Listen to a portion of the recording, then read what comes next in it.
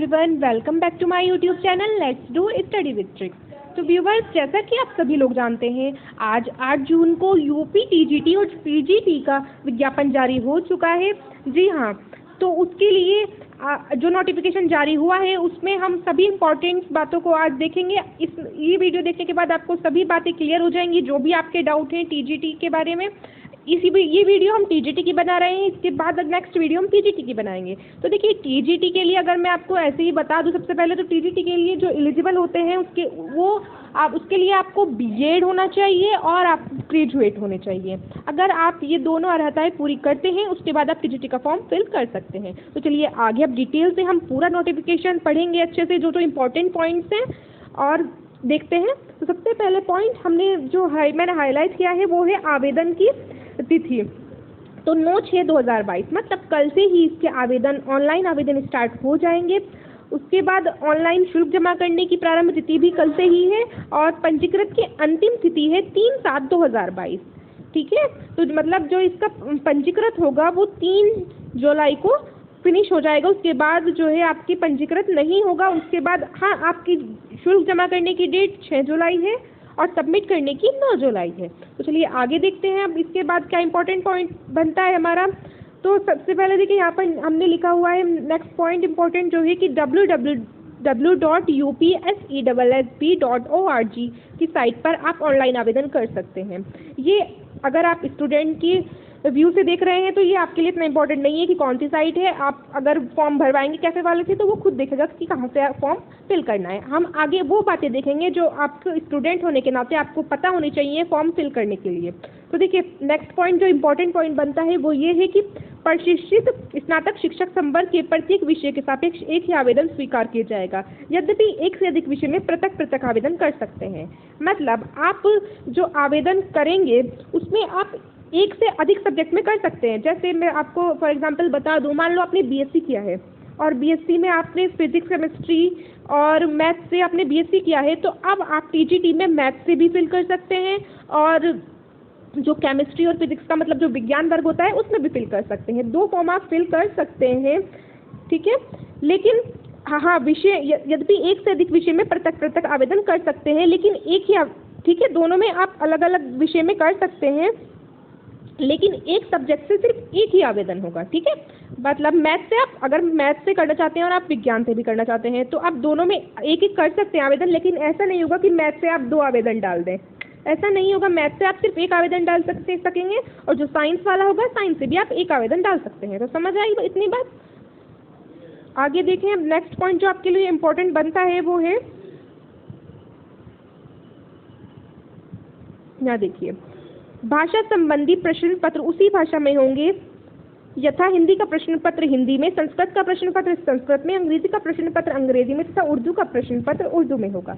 मतलब अगर आप हिंदी से या फिर किसी भी लैंग्वेज संबंधी पेपर भाषा आप फिल करेंगे तो आपका जो पेपर आएगा वो उसी लैंग्वेज में आएगा। अगर आप हिंदी का से टीजीटी देने वाले हैं तो आपका पेपर भी हिंदी में आएगा, संस्कृत से देने वाले हैं तो संस्कृत में। ठीक है, आगे देखते हैं अब इसके बाद इंपॉर्टेंट पॉइंट कौन सा बनता है। देखिए, जो सेकंड जो मेन हेडलाइन है वो ये है, ऑनलाइन आवेदन के संबंध में संक्षिप्त अनुदेश। तो ये अगर आप स्टूडेंट की उससे देख रहे हैं तो आपके लिए इतना इंपॉर्टेंट नहीं है, ये सब उनके लिए जो कैफे वाले हैं उनको देखना पड़ेगा कि कैसे कैसे फॉर्म फिल करना है। आगे देखें, तो ये सभी 2 के बारे में है, ये स्टूडेंट की होने के लिए आपके लिए ज़रूरी नहीं है। आगे देखें, हाँ, इसमें आप एक इम्पॉर्टेंट बात ये है कि आपको शुल्क कितना जमा करना है। तो देखिए, अगर आप सामान्य वर्ग से हैं तो आप 700 रुपये फिल करेंगे, 700 रुपये में आपको देना होगा, और ऑनलाइन प्रक्रिया शुल्क 50 रुपये लगती है, तो कुल योग आपको 750 रुपये देने होंगे। और अगर आप ईडब्ल्यूएस से हैं तो टोटल आपको 450 रुपये देने होंगे। और पिछड़ा वर्ग से हैं अगर आप, मतलब ओबीसी से हैं, नहीं पिछड़ा वर्ग अगर हैं तो आप 750 देना होगा, अनुसूचित जाति से हैं तो 450, और अनुसूचित जनजाति से हैं तो 250 रुपये। इस तरह से आपकी कुल फीस होगी। आगे देखें अब, इसके बाद नेक्स्ट है आयु सीमा। आयु सीमा आपकी 1 जुलाई 2022 को 21 वर्ष से कम ना हो। ठीक है, 1 जुलाई पर को आप 21 वर्ष कम से कम होनी चाहिए, उससे ज़्यादा हो सकता है लेकिन 21 वर्ष से कम ना हो। ठीक है, और अर्हता की तिथि आवेदन पत्र प्राप्त करने की अंतिम तिथि अर्हता की तिथि मानी जाएगी। ठीक है। अब अगर योग्यता की बात करें तो मैं योग्यता आपको पहले ही बता चुकी हूँ कि आपको बीएड होना चाहिए। इसके लिए डीएलएड वाले नहीं फिल कर सकते, बीएड होना चाहिए और आप ग्रेजुएट होने चाहिए। ठीक है। इसके बाद देखते हैं next important point. Next important point देखिए रहा, लिखित परीक्षा। प्रशिक्षक से स्नातक शिक्षक वर्ग के पद के चयन हेतु अभ्यर्थी के लिए विषय पर आधारित सामान्य योग्यता की एक लिखित परीक्षा होगी, जिसमें 500 अंकों का एक प्रश्न पत्र होगा। प्रश्न पत्र में कुल 125 प्रश्न होंगे। प्रत्येक प्रश्न 4 अंक का होगा। सभी प्रश्न अनिवार्य होंगे। मतलब जो आपका पेपर आएगा वो 500 मार्क्स का आएगा और उसमें आपके 125 क्वेश्चन होंगे, जिसमें से हर एक क्वेश्चन 4 नंबर का होगा। तो 125 मल्टीप्लाई बाई 4 करेंगे तो वही 500 मार्क्स का आपका पूरा पेपर बैठ जाएगा। ठीक है। उसके बाद आगे है, प्रश्न पत्र को हल करने की समय अवधि 2 घंटे की होगी। टाइम आपका 2 घंटे मिलेगा और एमसीक्यू टाइप होगा आपका पेपर और इसमें कोई नेगेटिव मार्किंग भी नहीं होती। ठीक है। टीजीटी में नेगेटिव मार्किंग नहीं होती। हाँ, जो एलटी ग्रेड होता है उसमें नेगेटिव मार्किंग होती है, लेकिन टीजीटी में कोई नेगेटिव मार्किंग नहीं होती। आगे देखते हैं, इसमें आगे ये लिखा हुआ है कि आपको काले ब्लैक पेन से ही जो उसमें ओएमआर शीट दी होगी वो फिल करना होगा। इसके बाद देखिए इंपॉर्टेंट पॉइंट जो बनता है, कोई पुरुष अभ्यर्थी किसी बालिका संस्था में किसी अध्यापक के पद पर नियुक्ति के लिए पात्र नहीं होगा, परंतु ये बात संगीत विषय के लिए किसी नेत्रहीन अभ्यर्थी हेतु लागू नहीं होगा। अच्छा, जो मतलब बालिका वर्ग है उसमें कोई भी जो पुरुष है वो फॉर्म फिल नहीं कर सकता, लेकिन संगीत विषय में अगर वो नेत्रहीन है तो वो फिल कर सकता है। लेकिन सबसे ज़्यादा इंपॉर्टेंट पॉइंट ये वाला है जो महिलाओं के लिए है, वो ये है कि महिला अभ्यर्थी बालक एवं बालिकाएं दोनों वर्गों के विद्यालयों के लिए पात्र हैं। मतलब जो मैं आपको आगे बताऊंगी बालक वर्ग और बालिका वर्ग, उसमें महिलाएं दोनों में फिल कर सकती हैं, बालक वर्ग में भी और बालिका वर्ग में भी, जबकि पुरुष जो है सिर्फ वो बालक वर्ग में ही फिल कर पाएंगे। परंतु आवेदन पत्र में वांछित किसी एक वर्ग का ही यथास्थान उल्लेख करना अवश्य होगा। लेकिन हाँ, फिल आपको सिर्फ एक में ही करना होगा, या तो आप बालक वर्ग में कीजिए या फिर आप बालिका वर्ग में कीजिए, लेकिन कर आप दोनों में से किसी में भी सकते हैं। ठीक है। इसके बाद देखिए, प्रशिक्षक स्नातक शिक्षक तथा प्रवक्ता पद की परीक्षाएं अलग अलग तिथियों में संपन्न होगी। पात्र अभ्यर्थी दोनों पदों हेतु अलग अलग आवेदन कर सकते हैं। इसका मतलब ये है कि अगर आप, क्योंकि देखिए टीजीटी और पीजीटी दोनों की आई है, तो अगर आप टीजीटी और पीजीटी दोनों में फॉर्म भरना चाहते हैं तो दोनों में फॉर्म भर सकते हैं। अलग अलग डेट पर दोनों एग्जाम होंगे। ठीक है। इसके बाद इम्पोर्टेंट पॉइंट जो बनता है, बस इतना ही इम्पोर्टेंट पॉइंट है। इसके बाद अब हम देखते हैं जो सीट कितनी है। सीट की बात करें तो देखिए, सब्जेक्ट वाइज सभी सीट दी गई हैं। जनरल, ओबीसी, एससी, एसटी की तो इंग्लिश की सीट जो है 275 है, ओबीसी की 156 है और एससी की 79 है। आप इसी तरह से सभी सीट देख सकते हैं। देखिए, मोस्टली जो सबसे ज़्यादा सीट है वो जनरल वालों की हैं। आप स्क्रीनशॉट लेकर अच्छे से पढ़ सकते हैं कि कौन सी सब्जेक्ट की और कौन से जो कैटेगरी है किसकी सीट कितनी है।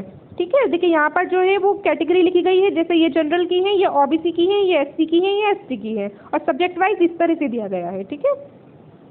मोस्टली सबसे ज़्यादा सीट जो है वो जनरल वालों की है, उससे कम ओबीसी वाले की है, फिर एससी की है और फिर एसटी की है। ठीक है।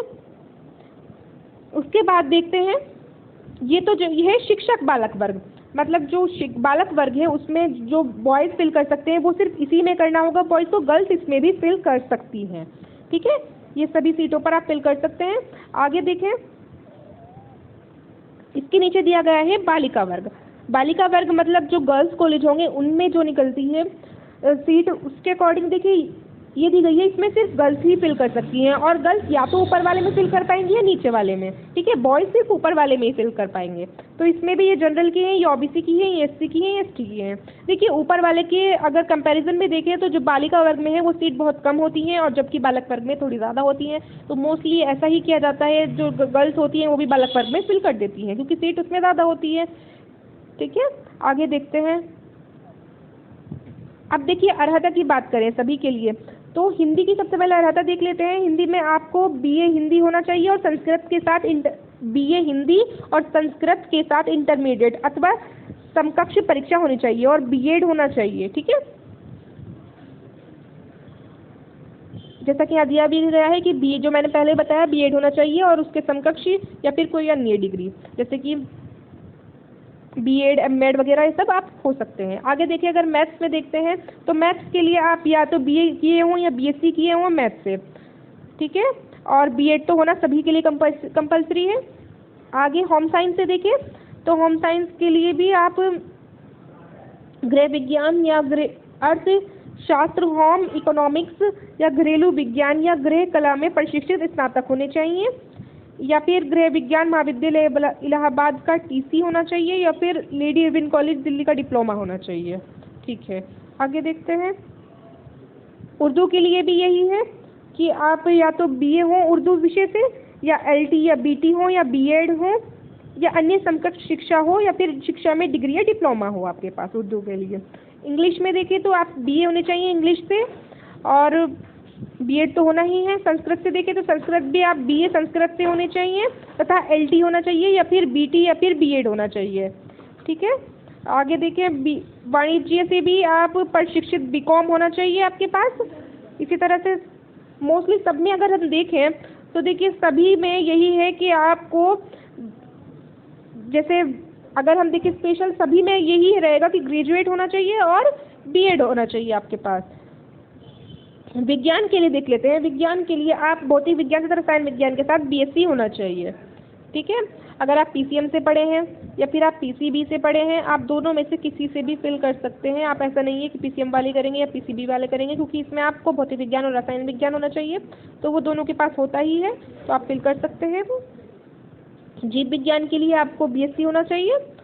सामाजिक विज्ञान के लिए आपको निम्नलिखित में से किन्हीं दो विषय में बीए होना चाहिए, या तो आपके पास इतिहास भूगोल हो, या फिर इतिहास राजनीतिक शास्त्र हो। इन चारों में से कोई भी दो विषय होना आपके पास जरूरी है। ठीक है, और संगीत गायन है उसके बाद, और संगीत वादन है। तो इन्हीं सभी सब्जेक्ट की सीट निकली हुई है। तो अब आप बताइए, आप कमेंट बॉक्स में जरूर बताइए कि आप कौन से सब्जेक्ट से रिलेटेड है, कौन से सब्जेक्ट से आप तैयारी कर रहे हैं। तो अगर आपको वीडियो हेल्पफुल लगी हो तो प्लीज़ वीडियो को लाइक कीजिए, शेयर कीजिए, कमेंट कीजिए, और अगर अभी तक आपने हमारे चैनल को सब्सक्राइब नहीं किया है तो चैनल को सब्सक्राइब करना मत भूलिए। Thank you for watching.